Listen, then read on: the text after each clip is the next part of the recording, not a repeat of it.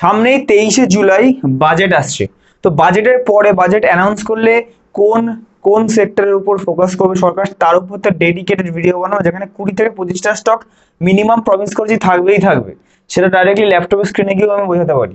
কিন্তু আজকের ভিডিওতে বাজেটের আগে এমনকি 3টে স্টক আমি বার করেছি যেগুলো আগে থেকে বাজেটের আগে কিনে রাখতে পারি, যেগুলো বাজেটে যদি অ্যানাউন্স হয়, এন্ড এই সেক্টরগুলো আমার মতে, শুধু আমার মতে, আমার ওপিনিয়নে, এইগুলো যদি অ্যানাউন্স করে তাহলে তখনই বাজেটের দিন বাড়তে পারে, যেটা ইন্টারডেতেও হেল্প করতে পারে বা এক সপ্তাহ এক মাসের মধ্যে হেল্প করতে পারে। তো এটা ম্যাক্রো ইকোনমিক্স নিয়েও কিছু বলবো, বাজেটের আগের 40 বছরের বাজেটের পরে কি হয়েছে সেগুলো বলবো, অ্যান্ড 3টে স্টকের ব্যাপারে বলবো, প্লাস আপনাদের যা কোয়েশ্চেন আছে কোয়েরিগুলো নিয়ে বলবো। ফার্স্ট অফ অল বলে দিই, আমি একজন সেবি সার্টিফাইড ফিনান্সিয়াল অ্যাডভাইজার। আমার যে লাইসেন্সের নাম্বার যে চলে এসছে, বা যে ফান্ড ম্যানেজ, মিউচুয়াল ফান্ড বাগেরা যে ম্যানেজ আমি করতে পারবো, বা আপনাদের ডাইরেক্টলি বলতে পারবো বা কেনাতে পারবো যে কোন জায়গাটা থেকে ঠিক, সেটা আমি সেবির রেগুলেটরি গাইডলাইন্সের এগেনস্টে চলে এসেছি। তো সেটা আমি আজকে এই ভিডিওতেই সার্চ করে দেখাবো একটু পরে। তো আজকে আমি বাজেট নিয়ে যেহেতু ডিসকাশন করছি, বাজেট নিয়ে বলা যাক যে 3খানা স্টক বাজেট 2024-এর জন্য আমাদের কোন কোনগুলো ফেভারেবল হবে। তো চলুন, নাম্বার ওয়ান হচ্ছে ফার্স্টে, স্টকের আগে আমাকে কিছু macroeconomics just 2 minute time নেবো, ভালো করে বুঝুন, আপনাদের জন্য ঠিক। ক্যাপেক্স এর উপর বা কি ক্যাপিটাল এক্সপেন্ডিচার, যে কত টাকা খরচা হবে ক্যাপিটাল, এইটা আমাদের কি আগের যে বাজেট হয়েছিল, ঠিক আছে, আগের যে বাজেট হয়েছিল সেইটা মানে আমি ওই ইন্টারিম বাজারের কথা বলছি না, 2023-এর কথা বলছি। ফেব্রুয়ারি মার্চে আমাদের বেড়েছিল, ক্যাপেক্স একটু বেড়েছিল, ঠিক আছে, বাট এপ্রিল আর মেতে অনেক কমে গেছে, অনেক কমে গেছে, পুরো আধারও বেশি কমে গেছে। তো এইটার ক্যাপেক্সে ইমপ্রুভমেন্ট আমি হয়তো দেখতে পারি, ক্যাপেক্সে ইমপ্রুভমেন্ট দেখতে পারি, এর জন্য ইনফ্রাস্ট্রাকচার বাগেরা বাগেরা যা ক্যাপেক্স হবে এগুলো হয়তো ইমপ্রুভমেন্ট দেখতে পারি। এটা হচ্ছে নাম্বার ওয়ান।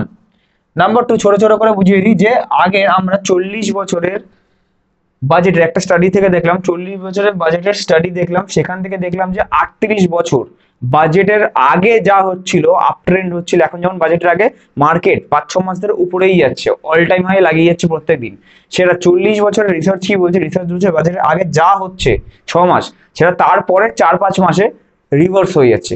মানে যদি বাজেটের আগে এখন যেমনি বাড়ছে, প্রত্যেক দিনে বাড়ছে, অল টাইম হাই লাগাচ্ছে, বাজেটের পরে 4 থেকে 5 মাস পর হয়তো এটা হয়তো নিচে নেমে গেছে, মানে বাজারের পর থেকে নিচে নেমে গেছে, 4-5 মাসে আবার একটা লো হয়ে গেছে, ঠিক আছে, অনেকখানি মার্কেট নেমে গেছে, এইটা হয়। অ্যান্ড যদি মার্কেট আগে থেকে ডাউন থাকে বাজেটের আগে, তাহলে আপ হয়। এটা হচ্ছে হয় কেন, রিজন হচ্ছে এক্সপেকটেশন, হাই এক্সপেকটেশন থাকে বাজেটে, এই বলবে ওই বলবে, বা এই বলবে না সেই বলবে না। তো আমাদের এক্সপেকটেশন, আমরা যে রিটেল ক্যাটাগরি যারা আছে, তারা এক্সপেকটেশন পাবলিকরা যেটা করে সেটা উল্টো হয়ে যায়, ঠিক আছে, তাই জন্য এটাও উল্টো হয়ে যাচ্ছে, ঠিক আছে। তো দুবারই এমন হয়েছে যে বাজেটের আগে যা হয়েছে সেটাই কন্টিনিউ হচ্ছে ট্রেন্ড, কিন্তু 38 বার কি হয়েছে, 38 বার, 40 বারের মধ্যে 38 বার রিভার্স হয়ে গেছে। আমি রিভার্স মানে এমন না যে পুরো মার্কেট রিভার্স হয়ে গেছে বা কারেকশন বেশি দেখা যাচ্ছে, এমন না, 3-4 মাস 5 মাসের জন্য রিভার্স হয়ে গেছে। 6 মাস ধরে এরকম বাড়ছিল, হয়তো 5 মাস হয়তো এরকম একটু ডাউন ট্রেন্ড গেল, তারপর আবার বাড়বে, এই জায়গাটার কথা বলছি, রিভার্স হয়ে গেছে, মানে এখান থেকে দুবার মোটে কন্টিনিউ হয়েছে। এবার কন্টিনিউ হলেও হতে পারে, না হতে পারে, সেটা বাজারের পর বুঝবো আমরা, তখন বাজেটের সময় ভিডিও বানাবো, একটা সাবস্ক্রাইব করে নেবেন, ঠিক আছে, তাহলে পরে ভিডিওটা আনলে আমি দেখতে পাবেন। নিফটি আর ব্যাংক নিফটির রেকর্ড হাই, এখন অল টাইম হাই দুটোতেই আছে, একদম প্রায় রেকর্ড হাই আছে, কিন্তু দুটোরই চার্টে একটা বিয়ারিশ সিগন্যাল, বিয়ারিশ মানে নিচে পড়ার একটা, যদি একটা যে রেজিস্ট্যান্স লাইন সাপোর্ট লাইন আছে ওটা যদি ভেঙে যায়, বা চার্ট প্যাটার্ন যেটা ক্রিয়েট করেছে ভেঙে যায়, তাহলে একটা বিয়ারিশ সাইন একটা ক্রিয়েট হতে পারে। এই যে বিয়ারিশ সাইন যেটা হয়েছে, এটা আমি টেলিগ্রাম গ্রুপ, যে ফ্রি টেলিগ্রাম গ্রুপ আছে, ঠিক আছে, সেটাই আমি দিয়ে দেবো। তো নিচে ফ্রি টেলিগ্রাম গ্রুপে জয়েন করে যাবেন, ওখানে আপডেটটা দিয়ে দেবো। চার্টটা এখানে আমি এখন শেয়ার করিনি, আমি চার্টটা ইমপ্লোড করতে পারিনি, একটু প্রবলেম হচ্ছিল তাই জন্য, কিন্তু চার্টটা আমি তখন দিয়ে দেবো, ফ্রি টেলিগ্রাম গ্রুপ আছে সেখানে দিয়ে দেবো, ঠিক আছে। আমার ওপিনিয়ন, বাজেটের আগে, বাজেটের পরে যা হবে সেটা তো ভিডিও বানাবো, কিন্তু বাজেটের আগে আমার ওপিনিয়ন কি, অনলি এক্সপেকটেশন, এটা হচ্ছে আমার অনলি এক্সপেকটেশন। এমন হবে না যে এটা দেখে আমি কিনে নিলাম এন্ড আমি যেগুলো বলছি সেটাই বাজেট হবে, না, বাজেট কে পেশ করবে, নির্মলা সীতারামন, আমাদের অনারেবল ফিনান্স মিনিস্টার। তো ফিনান্স মিনিস্টার যা বলবে সেটা আমার কথায় চলে না, আমার মনে হচ্ছে এক্সপিরিয়েন্স থেকে এগুলো হতে পারে।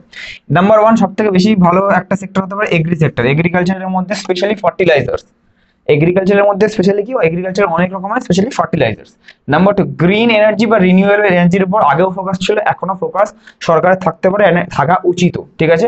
এন্ড রিনিউয়েবল এনার্জি মধ্যে ফিন্যান্সিং যারা করে, যারা লোন ফোন সেট আপ এগুলো যারা করে, ফিন্যান্স নিয়ে কাজ করে, পয়সা করি, সেইগুলো, এই তিনটের উপর আমি ফোকাস দিচ্ছি। তো এই তিনটের উপর ফোকাস দেওয়ার জন্য কি কোনো স্টক আছে?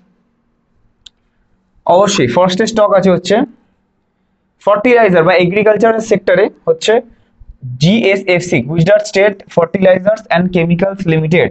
এটা এখন কারেন্টলি 253 করে চলছে। যদি আগে থেকে আমি কিনতে বলছি না এখন, আর এটা আপনার ডিসিশন পুরো, ঠিক আছে। কিন্তু যদি বাজেটের পর নির্মলা সীতারামন যদি অ্যানাউন্স করে তাহলে একটা আপ মুভ দেখতে পারো, ঠিক আছে। আগের দিনে আবার 9% মতো বেড়েছে, অ্যান্ড এটা 300 থেকে 350 ইজিলি তারপর যেতে পারে যদি সাথ দেয় ফার্টিলাইজার সেক্টর নিয়ে কিছু বলে, তাহলে যদি ঠিকঠাক কিছু বলে তো, ঠিক আছে। এটা নাম্বার 1। আচ্ছা, এই জিনিসগুলো বাজারে কি বলেছে না যে একদম ফার্স্টে, এন্ড তার জন্য কি কি কিনতে হতে পারে বা কিছু, এইগুলোর যে একটা রেকমেন্ডেশন বা কিছু যদি আপনি পেতে চান একটা চার্ট ফরম্যাটে, তাহলে আমাদের এখন দিন বাকি আছে। আপস্টক্সের যে প্রাইভেট টেলিগ্রাম গ্রুপ আছে ওখানে আমরা শেয়ার করে দিই। তো এটার জন্য কি করতে হবে? কিছুই করতে না, এটা ফ্রি অফ কস্ট। আপস্টক্সের নিচে লিঙ্ক দেওয়া আছে, ওখানে অ্যাকাউন্ট খুলে কি করতে হবে, যেদিনকার অ্যাকাউন্টের ইউজার আইডি পাসওয়ার্ড পেয়ে গেলেন সেদিনকার পরের দিন থেকে আপনি 30 দিন পর পর ট্রেড করলেন, ট্রেড করার পর গুগল ফর্ম ভরে দিলেন নিচে যে আমার ট্রেড হয়ে গেছে, আমরা চেক করে আমরা জয়েন করে দিলাম। তো টেলিগ্রাম গ্রুপে যারা যারা আছেন তারা পাবেন, আর যারা যারা নেই তারা এরকম করে জয়েন হয়ে যান, পরে যা যা আসবে পেয়ে যাবেন, ঠিক আছে। নেক্সট, গ্রিন এনার্জি সেক্টরে কি অনেক স্টকস আছে, সরি আইনক্স উইন্ড আমি এখানে ধরে নিয়েছি, ঠিক আছে। আইনক্স উইন্ডটা আমার মনে হচ্ছে এখন সস্তার মধ্যে 171 রুপিসের মধ্যে ঠিকঠাক ভ্যালুয়েশনে হয়েছে। তো 171, এগুলো কোনো লং টার্ম পিক না বা শর্ট টার্ম পিক না, এগুলো কোনো পিকই না। এগুলো বলছি যে এইগুলো যদি এই সেক্টরগুলো প্রেফারেন্স পায় তাহলে এই স্টকগুলো কোনগুলো বেস্ট, হয়তো আপনাদের ইন্ট্রাডেতেও আপনাদের হয়তো হেল্প করতে পারে বা এক সপ্তাহ সুইং এর জন্য হেল্প করতে পারে এইগুলো। এবার বাকিটা ডিপেন্ড করছে, এগুলো আমাদের এক্সপেকটেশন, বাকিটা ডিপেন্ড করছে ডাইরেক্টলি নির্মলা সীতারামন আমাদের অ্যানাউন্স করে কিনা, ঠিক আছে। এরপরে নাম্বার 3, রিনিউয়েবল ফিনান্সেস, একটা খুব ভালো স্টক যেটা 110-20 রেঞ্জেই ছিল 5-6 মাস আগে, সেটা হচ্ছে IREDA, Indian renewable energy development agency limited. Renewable financing এর কাজ করে, ঠিক আছে। এটা এখন কারেন্টলি 300 হিট করছে, ঠিক আছে। জানুয়ারি 1 তারিখ থেকে আজকের মধ্যে মানে 6 থেকে 6.5 মাসের মধ্যে অলরেডি 172% এর কাছে রিটার্ন দিয়ে দিয়েছে। এটা এক্সপেকটেশন 300 টাকার পার হলে হয়তো যেতে পারে যদি রিনিউয়েবল ফিনান্সিং নিয়ে কিছু বলে। তো তিনটে স্টক, এটা বাজেটের অতটা ইম্পর্টেন্ট ভিডিও বলবো না, কিন্তু আসল ইম্পর্টেন্ট ভিডিও হবে বাজেটের দিন বা তার পরের দিন রিসার্চ করে যে ভিডিওগুলো আমি বানাবো। তো কোয়েশ্চেন তারপরে আমি আজকে তাও নিয়ে নেবো। তার আগে বলে দিই, আচ্ছা আমি আমার যে অ্যাডভাইজারি বা যে মিউচুয়াল ফান্ড বা ফান্ড আপনাদের গোল কিভাবে করাতে পারবো সেই জিনিসটা দেখে নিই। তার আগে আমি এখানে জাস্ট দেখিয়েছি, ধরুন এখানে এমফির ওয়েবসাইটে গেছি যেটা সেবির আন্ডারে, সেবি রেগুলেশনের আন্ডারে আছে। তো এখানে আমি ধরুন রাজ কর্মকার সার্চ করছি, রাজ কর্মকার গো ক্লিক করলাম। দেখুন সেকেন্ড যে অপশনটা আছে এটা হচ্ছে আমার নাম্বার 300613, বা এটা সার্চ করলে আপনি পেয়ে যাবেন। রাজ কর্মকার, অ্যাড্রেস আছে 708 সাউথ 24 পরগনা আমি থাকি, অবশ্যই মেল আইডি সব আছে। তো আমাদের কোথা থেকে কন্ট্যাক্ট করতে পারেন কিসের জন্য, বিকজ আমরা যেহেতু পড়াশোনা করে অ্যান্ড ঠিকঠাক জায়গায় জেনে শুনে আমি যেহেতু করেছি, মানে জিনিসগুলো জানি যে কিভাবে আপনাদের গোল ক্লিয়ারেন্স করতে হয়। ফার্স্টে আমাদের কি করতে হবে, আপনাদের ফান্ড রিভিউ, যদি আগে থেকে কিছু কেনা থাকে তাহলে ফান্ড রিভিউ করতে হবে, গোল রিভিউ করতে হবে, ঠিক আছে। যে এইগুলো চেঞ্জ এইগুলো রাখতে হবে। তারপরে আমার কাজ হবে হচ্ছে ফান্ড সিলেকশন, ঠিক আছে। তারপরে কাজ হবে হচ্ছে আমার ফান্ড ম্যানেজমেন্টের মধ্যে কি কি পড়ছে বলছি। তারপর আমাদের আপনাদের গোল ক্লিয়ারেন্স 10 বছর এত টাকা কিভাবে কি করতে হবে সেটা আমরা 10 বছর আপনার ফান্ডটা ম্যানেজ করে দেবো। ফার্স্ট অফ অল বলে দিই, আমরা কোনোদিন আপনার থেকে টাকা নিই না। আপনার 10 লাখ টাকা প্রয়োজন 10 বছরে, তার জন্য 5,000 টাকা মাসে এসআইপি করছেন বা কিছু, আমরা 5,000 টাকা করে মাসে নিই না। আমাদের জাস্ট অ্যাডভাইস করার কাজ যে কোন কোন ফান্ডে করবেন, অ্যান্ড 3 মাস অন্তর 100 টাকা করে রিডিম করা, সেল করে দেখা যে ঠিকঠাক আছে কিনা, ক্যাম্পস কার্ভি থেকে কনসোলিডেটেড স্টেটমেন্ট সিএএসটা দেখা যে আপনার সব ঠিকঠাক আছে কিনা, যাতে রিডিম পরে ফিউচারে হয়, এইগুলো দেখা। বা কোনো মাঝখানে প্রবলেম হলে, কোনো নিউজ আসলে, কোনো প্রবলেম হলে কোন জায়গায় সুইচ করতে হবে, বা কোনো প্রবলেম হলে উইথড্র প্রবলেম হলে আমরা সেটা দেখে নিলাম। সেগুলোর কাজ ডিম্যাট, যে কোনো ডিম্যাট দিয়ে করতে পারেন, না থাকলে আমরা একটা ডিম্যাট প্রেফারেবলি খুলিয়ে দিই। তো সেই একটা ডিম্যাট খুললেন, কেওয়াইসি হয়ে গেল। ডিম্যাটের পরে আমি বললাম আপনি নিজে থেকে অ্যাড করলেন, এক্সট্রা ইচ্ছে হলে আপনি নিজে থেকে কিনলেন। তো ধরুন এক্সাম্পল হিসেবে আপনার কাছে আপস্টক্স আছে, উদাহরণ দিচ্ছি, আপনি আপস্টক্স থেকেই ধরুন করতে চান, আমাদের জাস্ট কাজ হবে এই ফান্ডে ইনভেস্ট করুন, চেঞ্জ করা হলে 5 বছর পর এটাই করুন, যাতে আপনার যেটাই গোল আছে, ধরুন 20 বছরে 1 কোটির গোল আছে, তো এটা যেন আমরা পূরণ হয়, রিপোর্ট বানিয়ে দেবো যে মিনিমাম এত হবে, ম্যাক্সিমাম এত হবে, সেই হিসেবে আমরা হয় ইনভেস্টমেন্টের জন্য পার্সোনাল নাম্বার হোয়াটসঅ্যাপ করতে পারেন, আমরা কন্ট্যাক্ট করে নেবো 7003684863 আমার পার্সোনাল নাম্বার। অ্যান্ড যদি কোর্স বা শেখার জন্য কিছু হয় তাহলে 826289541836, এটা নিচে দেওয়াও আছে দুটো নাম্বার, এটাতে আপনি কল করতে পারেন বা হোয়াটসঅ্যাপ করতে পারেন রিগার্ডিং কোর্সেস, ঠিক আছে, শেখার জন্য, বা লাইভ ট্রেড আমার সাথে যদি করতে চান সেগুলো শেখার জন্য, ঠিক আছে। ওকে, বাট কেউ এমনি ফোন করবে না যে এসআইপি ভালো, লামসাম ভালো, অনেক ফোন পেয়েছি, ওইগুলো আমি চাই না। বিকজ কেন বলুন তো, ডাইরেক্টলি আমি কেন বলতে পারি না বলুন তো, ধরুন এখানে একটা কোয়েশ্চেন আছে যে কোন কোনগুলো ভালো, বলে দেবো কোন কোনগুলো ভালো বা কিছু, বাট আপনার জন্য কোনটা ভালো কেন বলতে পারি না। আমি জানি না আপনার 60 বছর বয়স কি 30 বছর বয়স, 30 বছর হলে আপনার রিস্ক নেওয়া উচিত অ্যাগ্রেসিভ, 60 বছর হলে আপনার ডেট ফান্ড বা হাইব্রিড ফান্ডে রাখা উচিত। সেই হিসেবে সেবি যেহেতু রেগুলেশনের আন্ডারে চলে এসেছে, আমি এরকম we are not financial advisers বলে আমি যা খুশি রেকমেন্ড করে দিলাম বা অ্যাডভাইস দিলাম অমন করলে হবে না। যেহেতু আমরা অ্যাডভাইজারের আন্ডারে চলে এসেছি, সেবির রেগুলেটরি গাইডলাইন্সের আন্ডারে চলে এসেছি, আমাদের ভয় আছে যে লাইসেন্সটা ক্যান্সেল না হয়ে, এত কষ্ট করে পেয়েছি, তাই জন্য সবার আলাদা আলাদা করে আমাদের রিপোর্ট বানাতে হয়, সেবিকে অডিটিং এ চাইলে পাঠাতে হবে সেগুলো। যে রিপোর্ট বানাতে হয় কিসের জন্য, যে আপনার বয়স হিসেবে, আপনার রিস্ক হিসেবে, আপনার গোল হিসেবে সবার আলাদা ফান্ড হবে। আপনি যদি 65-70 বছর বয়স হয় তাহলে আপনার হাইব্রিড ফান্ডে ইনভেস্ট করা উচিত বা ডেট ফান্ডে, কোনটা ইনভেস্ট করা উচিত আপনার গোল হিসেবে আলাদা হবে। সে যদি আমার মতো 22 বছর 21 বছরের হয় তাহলে তার আলাদা করা উচিত, তার ইকুইটিতে করা উচিত কোনটা, মিড ক্যাপ কি স্মল ক্যাপ কি ইন্ডেক্সের মধ্যে কোনটা, ইন্ডেক্সের মধ্যে রিস্ক থাকে, ঠিক আছে, কোন জিনিসটা ইন্ডেক্সের মধ্যে মোমেন্টাম 30-তে করা উচিত নাকি নিফটি 200-এ করা উচিত নাকি নিফটি 50-তে করা উচিত, সেগুলো আমাদের দায়িত্ব, ঠিক আছে, সবার আলাদা যেহেতু, তাই জন্য আমি একটা বললাম 60 বছরের একই কিনে নিলো, 30 বছর একই কিনে নিলো, ওরকম করলে আমার হবে না, ওরকম হয় না কখনো। আই হোপ বুঝতে পারলেন আপনারা, ঠিক আছে। আচ্ছা, যারা আমি ইন্টারেস্টেড আমার আন্ডারে করা, আপনি কন্ট্যাক্ট করতে পারেন, ঠিক আছে। আচ্ছা ভাই, আমার কোয়েশ্চেনটা হলো অন্য কিছু, ছোট না করেই বলছি যে মিউচুয়াল ফান্ডে আমি ইনভেস্ট করছি বা করবো, যদি বন্ধ হয়ে যায় সেক্ষেত্রে কি হবে। গুড কোয়েশ্চেন, এটা অনেকেরই কোয়েশ্চেন আছে, আপনি করলেন খুব ভালো। আর যদি মার্কেট ক্র্যাশ খায় তাহলে টাকাটা যদি মাইনাসে চলে যায় সেক্ষেত্রে কি হয়, এনএভি গুলো থেকে মার্কেট যখন উঠবে তখন কি আবার টাকা বাড়া চালু হবে। তিনটে কোয়েশ্চেন আছে। ফার্স্ট পার্ট হচ্ছে মিউচুয়াল ফান্ড যদি বন্ধ হয়ে যায়, মিউচুয়াল ফান্ড কোনো সময় বন্ধ হয় না। ধরুন আগে যেটা রিলায়েন্স মিউচুয়াল ফান্ড ছিল সেটা দেখো চেঞ্জ হয়ে এখন হয়ে গেছে কি নিপন মিউচুয়াল ফান্ড, ওরকম চেঞ্জ এরকম হতে পারে, বাট কোনোদিন ওরকম বন্ধ হবে না। বিকজ আমরা কি মিডল ক্লাস, আমাদের এই জিনিসগুলো ভয় লাগে। মিউচুয়াল ফান্ডে আগের থেকে কারা ইনভেস্ট করছে, যারা যারা বড় লোক হয়ে গেছে, ঠিক আছে, তাদের মিউচুয়াল ফান্ডে বেশি থাকে, ঠিক আছে। মিউচুয়াল ফান্ড আমি বলি এফডিরও সেফ, বিকজ এফডিতে প্রথম 5 লাখ টাকা অব্দি ইনশিওর, তারপরে ব্যাংক হাত তুলে দিলে আপনি এফডিতেও টাকা ফেরত পাবেন না। মিউচুয়াল ফান্ড সব আপনার হাতে, আমার মতে মিউচুয়াল ফান্ডটা পুরোপুরি সেফ, ঠিক আছে, কিছু হয় না। এবার আপনি যদি বলেন ব্রোকার যদি উঠে যায়, আপস্টক্স বা গ্রো বা এরম যদি কিছু উঠে যায়, বা যে ডিম্যাট দিয়ে আপনি করাচ্ছি বা করছেন যদি উঠে যায়, ডিম্যাটটা কোনো ম্যাটার করে না, একটা ফ্ল্যাট কিনতে যাচ্ছেন আপনি, এখানে কাস্টমার, মাঝখানে একটা দালাল আছে বা ব্রোকার আছে, ঠিক আছে, দালালের থ্রুতে কথা হচ্ছে, বাই চান্স দালালটা কালকে নেই বা মারা গেছে, তাহলে কি আপনি প্রমোটারের সাথে কথা বলতে পারবেন না, ফ্ল্যাটটা কিনতে পারবেন না? অবশ্যই কিনতে পারবেন, কেন? বিকজ আপনি ফ্ল্যাটটা কিনছেন, ব্রোকারের সাথে কিছু নেই। তো যদি বাই চান্স আপস্টক্স বা গ্রো যদি কোনো কিছুতে, সেটা স্টক হোক বা মিউচুয়াল ফান্ড হোক, বন্ধ হয়ে যায়, এটা শুধু ব্রোকার হেল্প করে কিনতে, ফিজিক্যালের জায়গায় অনলাইনে হয়ে যায়, হেল্প করে কিনতে, এদের দরকার হবে না তখন, ডাইরেক্টলি সবকিছু ক্যাম্পসের আন্ডারে স্টোর হয়। বা ধরুন আপনি নিপনের কোনো একটা ইনভেস্ট করেছেন, স্মল ক্যাপ ইনভেস্ট করেছেন, তো এটা দেখার জন্য কি, যদি তখন বন্ধ হয়ে গেল খুঁজে পাচ্ছেন না, নিপনের অফিসে যাবেন বা ক্যাম্পসের অফিসে যাবেন, সেখান থেকে ডাইরেক্টলি রিডিং করতে পারেন, অন্য কোনো ব্রোকারের আন্ডারে সুইচ করে নিয়ে করতে পারেন, কোনো প্রবলেম নেই। ওই জন্য বলছি যদি কোনো কিছু ভয় লাগে বা কিছু হবে, আমাদের আন্ডারে চলে আসবেন, আমরা আপনাদের গাইড করে দেবো, ঠিক আছে। নেক্সট নাম্বার 2, পোর্টফোলিও রিভিউ একটা পাঠিয়েছে, আপনারা এরকম করে নিচে কমেন্ট করতে পারেন, আমি রিভিউ করে দেবো ভালো কি খারাপ, বাট কোনটা আপনার জন্য চেঞ্জ করতে হবে সেটা আপনার গোল অ্যান্ড বয়স হিসেবে আমি প্রাইভেটলি বলতে পারবো সবার সামনে। I have completed January 2000 মান্থের stock market classes online, please review my portfolio. Okay, Axis ELSS tax saver fund 2000 টাকা মাসে ট্যাক্স সেভিং এর জন্য, ঠিক আছে। Mirae asset ELSS tax saver fund regular 2500। SBI technology opportunities fund, এটা আমি রাখবো না, সেক্টরাল পুরোপুরি রাখবো না আমি।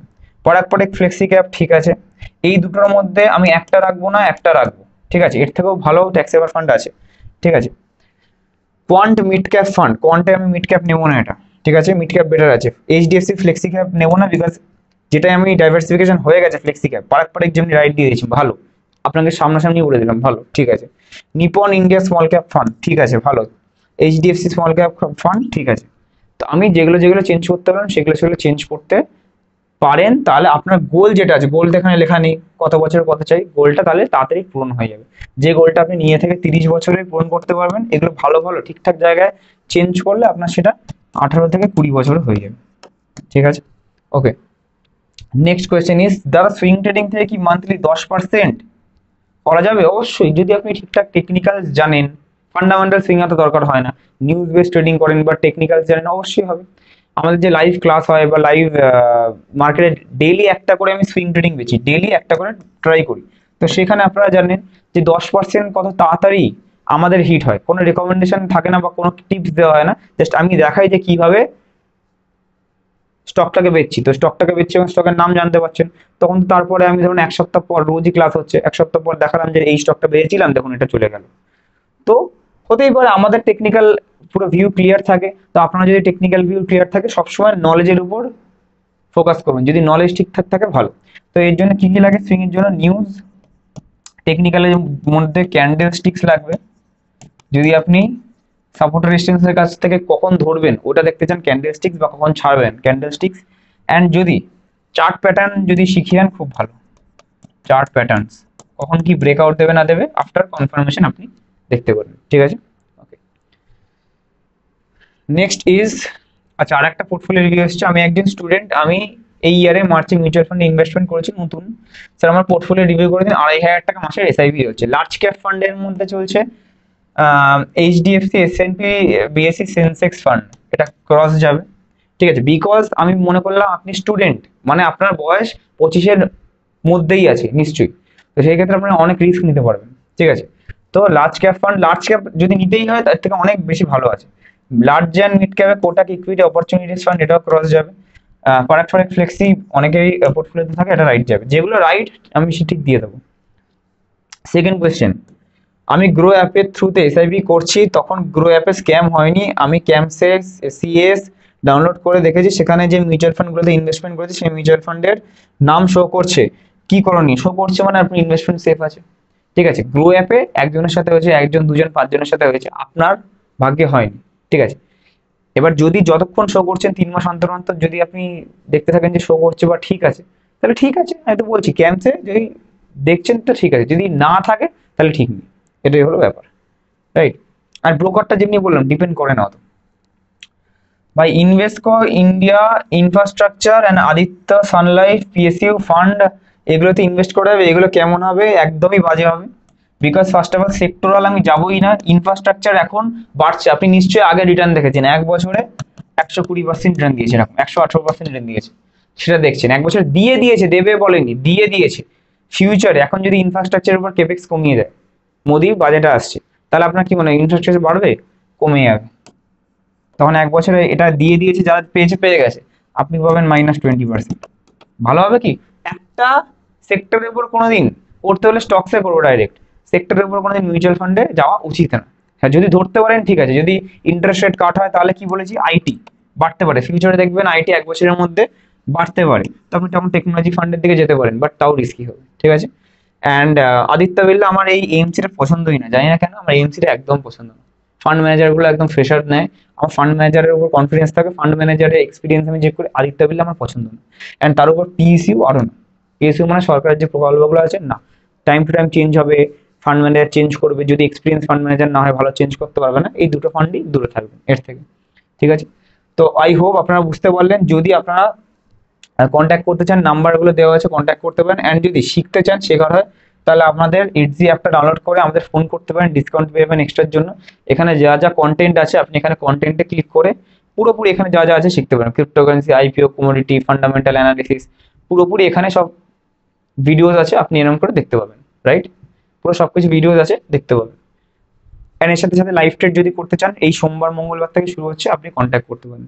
আজকের ভিডিওর জন্য এইটুকুই রাখছি। নেক্সট ভিডিও কিসের উপর করবো, একটা লাইক, কমেন্ট, শেয়ার করে নিচে অবশ্যই জানাবেন। থ্যাংক ইউ সো মাচ সবাইকে। Keep investing, keep trading.